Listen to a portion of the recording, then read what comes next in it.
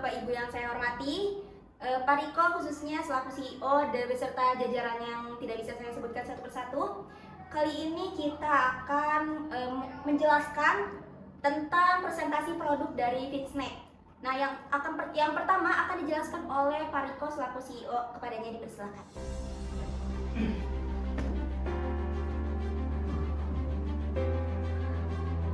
Ya, selamat siang semuanya, rekan-rekan. Saya di sini Riko Muhammad sebagai CEO yang berperan sebagai pemimpin utama yang bertanggung jawab untuk merumuskan visi misi dan strategi jangka panjang perusahaan serta mengambil keputusan penting untuk mencapai pertumbuhan dan keberlangsungan bisnis. Di sini profil perusahaan kita yang berfokus pada inovasi makanan sehat dan praktis untuk mendukung gaya hidup aktif di era yang modern ini. Lalu ada masalah yang akan kita pecahkan di sini. Kita itu akan memecahkan masalah yang di mana di tengah kesibukan hidup sehari-hari banyak orang yang kesulitan untuk memilih makanan sehat yang mudah untuk diakses dan dikonsumsi. Banyak snack yang ada di pasaran yang mengandung bahan pengawet, gula tinggi, dan rendah gizi. Ada juga relevansi produk dengan kebutuhan pasar. Kami di sini hadir dengan solusi berupa Fitsnack. Nah, Fitsnack itu adalah makanan sehat yang mudah dibawa dan dimakan kapan saja, rekan-rekan. Yang dirancang untuk memenuhi kebutuhan gizi tanpa mengorbankan kenyamanan. Oke, terima kasih. Saya kembalikan ke moderator. Oke, baik, terima kasih kepada Pak Riko yang telah memaparkan penjelasan sedikit tentang produk Fitsnack tersebut ya. Baik, selanjutnya akan ada pemaparan materi yang dilanjut oleh Ibu Restiantiani, kepadanya dipersilakan.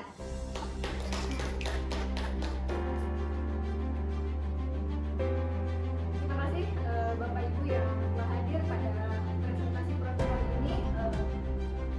Kami tim dari PT Health Food akan mempresentasikan produk, yaitu inovasi produk yang bernama Fitsnack. Saya sebagai COO senantiasa memastikan operasional produk ini tentunya berjalan dengan lancar.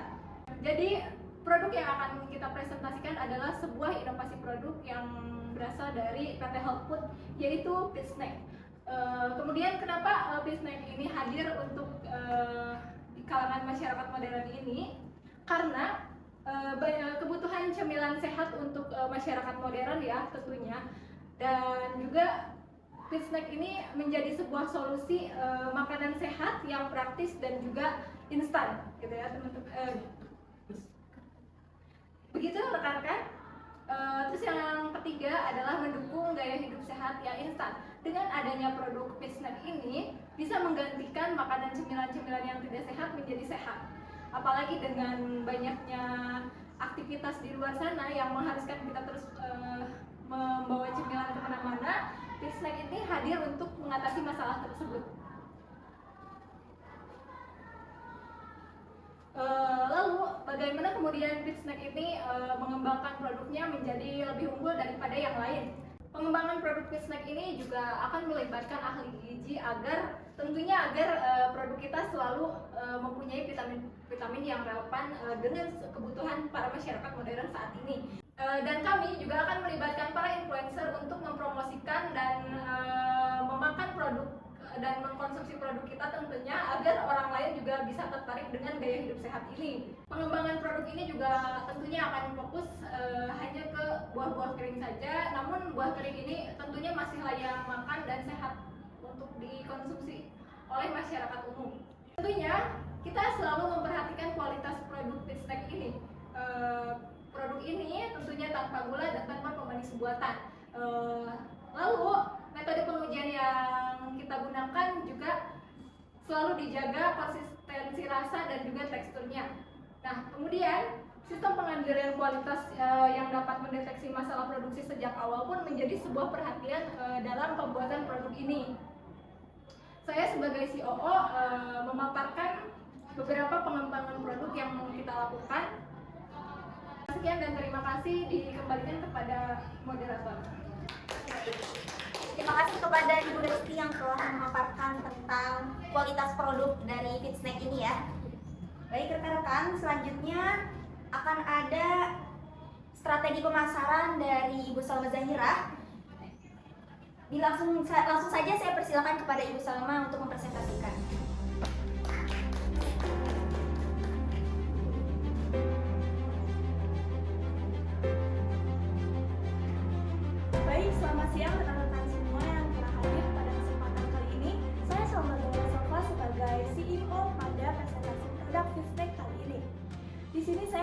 sebagai Kepala Bidang Pemasaran yang bertugas merancang strategi pemasaran dan juga promosi produk, meliputi branding produk serta bertanggung jawab atas konten kreatif seperti media sosial, video, dan materi promosi lainnya. Di sini saya akan memaparkan sedikit strategi pemasaran Fit Snack ini. Yang pertama, platform digital seperti Instagram dan TikTok. Tentunya kami akan memasarkan Fit Snack ini di platform digital yang marak digunakan pada dewasa ini ya rekan-rekan semua, seperti Instagram dan juga TikTok. Selanjutnya kami juga akan memasarkan produk Fit Snack di marketplace seperti Shopee. Di marketplace ini kami hanya mengambil satu e-commerce aja, yaitu Shopee, dan selanjutnya kami juga akan berkolaborasi dengan para influencer yang menggunakan niche pada akunnya menerapkan gaya pola hidup sehat. Nah, selanjutnya adalah rencana pemasaran. Kami akan mengadakan diskon sebesar 10% pada saat peluncuran produk Fit Snack. Selanjutnya juga kami akan berkolaborasi dengan event atau bazar seperti event atau bazar di perkuliahan, seperti event olahraga, bazar jalan sehat, dan sebagainya. Selanjutnya yang terakhir, kami juga akan memasukkan produk Fit Snack ini ke supermarket dan minimarket di sekitar kota Bandung terlebih dahulu, seperti Borma, Gria, Indomaret, Alfamart, dan lain sebagainya. Sekian pemaparan tentang strategi pemasaran Fit Snack dari saya. Terima kasih, dikembalikan kepada moderator. Oke, baik. Terima kasih kepada Ibu Salma yang telah memaparkan strategi pemasaran dari Fit Snack ini ya. Untuk selanjutnya akan ada penjelasan tentang segmentasi rekan-rekan yang akan dijelaskan oleh Ibu Wiwin selaku CRD dari perusahaan ini. Kepada Ibu Wiwin, kami persilakan.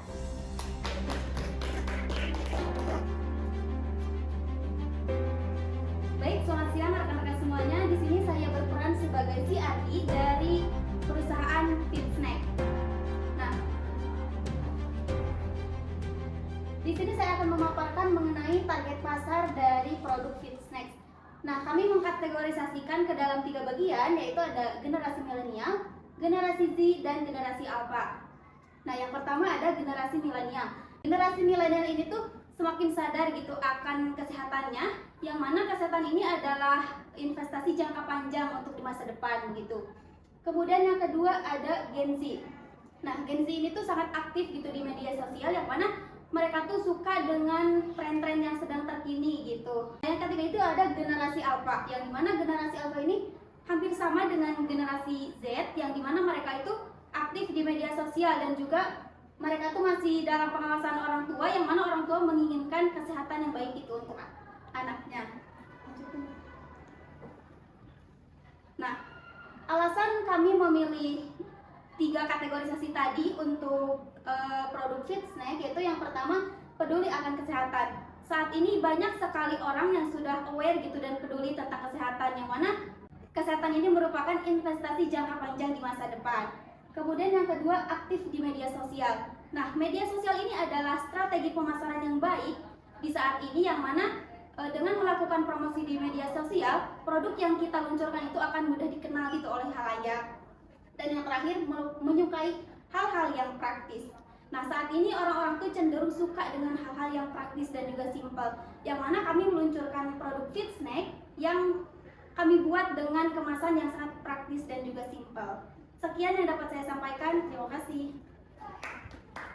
Baik, terima kasih kepada Ibu Wiwin yang telah memaparkan target-target dari produk Fit Snack ini ya. Selanjutnya akan ada pemaparan materi tentang laporan keuangan yang akan dipaparkan oleh saya sendiri karena saya kebetulan bagian keuangan. Jadi saya akan memaparkan laporan 1 tahun terakhir dari produk Fit Snack ini. Oke, bisa dilihat oleh rekan-rekan semua. Ini adalah grafik dari pendapatan kita selama 1 tahun terakhir di tahun 2024. Jadi mulai Januari sampai Desember adanya peningkatan di bulan Juli sampai Agustus. Nah, peningkatan yang terjadi itu karena adanya pada saat bulan-bulan ini tuh kita sering berkolaborasi dengan influencer, lalu juga kita pada saat itu sering mengadakan event-event dan ikut serta seperti tadi yang sudah disampaikan sebelum-sebelumnya. Kita ikut serta dalam event-event olahraga dan sebagainya, sehingga pendapatan pada bulan Juli sampai Agustus itu meningkat secara lumayan dibandingkan bulan-bulan lainnya. Tapi pada tahun 2024 ini kita juga mengalami penurunan di bulan Januari. Kenapa? Karena di bulan Januari itu mungkin adanya pergantian tahun. Jadi terjadinya perubahan perilaku konsumen, sehingga mungkin ini yang menjadikan penurunan terhadap produk fit snack ini. Maka dari sini kita mulai merencanakan tentang berkolaborasi dengan influencer dan juga mengadakan event-event, kita ikut serta. Makanya di bulan Juli sampai Agustus ini kita naik lagi pendapatannya. Nah, untuk arus kas sendiri tadi secara keseluruhan arus kas yang masuk itu sebanyak 500 juta. Tapi ini belum dihitung laba rugi ya rekan-rekan. Nah, kas keluarnya itu sebanyak 450 juta, sehingga saldo akhir yang terkumpul itu sebanyak 50 juta. Nah, 50 juta ini akan dikemanakan? 50 juta ini akan dialokasikan dan digunakan untuk